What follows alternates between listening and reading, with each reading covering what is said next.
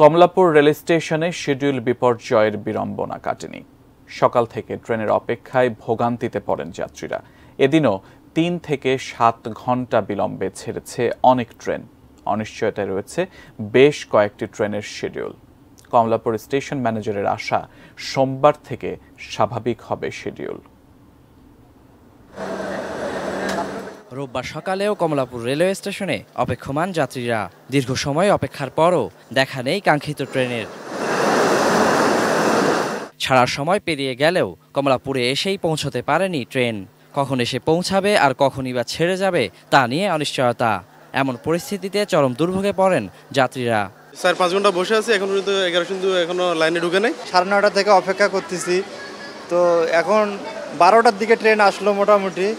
এখন আদৌ কখন ছাড়বে তা জানি না। পা ভাঙা রুগীকে নিয়ে আমি 2 ঘন্টা থেকে এখানে বসে আছি এই ট্রেনের অপেক্ষায়। তখনই বলছিল যে 1.5 ঘন্টা লেট, তো আনুমানিক 2 ঘন্টা পরে ট্রেনটা আসে পৌঁছেছে। একতা এক্সপ্রেস 2.5 ঘন্টা, কিশোরগঞ্জ এক্সপ্রেস 3 ঘন্টা ও 11 সিন্দুর প্রভাতী 7 ঘন্টা বিলম্বে কমলাপুর ছেড়ে যায়। ভোরের ধূমকেতু এক্সপ্রেস ও সকালের রংপুর এক্সপ্রেস ট্রেন দুপুর নাগাদও আসতে পারেনি প্ল্যাটফর্মে। ভাবছি হয়তো 5 মিনিট বা 10 মিনিট লেটে ছাড়বে, কিন্তু প্রায় 3 ঘন্টা চলে যাওয়ার পরে এখনো ট্রেন ছাড়ছে না। এই গরমে বাচ্চাদেরকে নিয়ে তো এমনিই তো কষ্ট বাইরে বের হওয়া, আর তাছাড়া যদি আপনার ঠিক টাইমে ট্রেন না ছাড়ে তাহলে তো আরও বড় ভোগান্তির মধ্যে আছি আমরা। বিলম্ব কমানোর জন্য ওনারা অনুরোধ জানাচ্ছি যাতে নিয়মিত শিডিউল তাদের ঠিক রাখে। তবে 1.5 থেকে 2 ঘন্টা দেরিকে শিডিউল বিপর্যয় মানতে নারাজ কমলাপুর স্টেশন ম্যানেজার। তিনি বলেন, সোমবার থেকে শিডিউল স্বাভাবিক পর্যায়ে নিয়ে আসা সম্ভব হবে।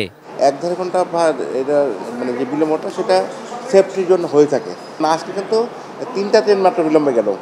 এর মধ্যে আপনার অ্যাবনর্মাল লেট হচ্ছে একটা ট্রেন, সেটা হচ্ছে যে শুধুমাত্র রংপুর এক্সপ্রেস ট্রেন। তো আশা করছি আগামীকালকে সেটাও ঠিক হয়ে যাবে।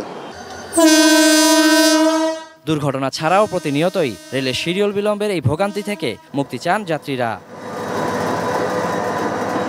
Waliul Sakib, ATN News, Dhaka.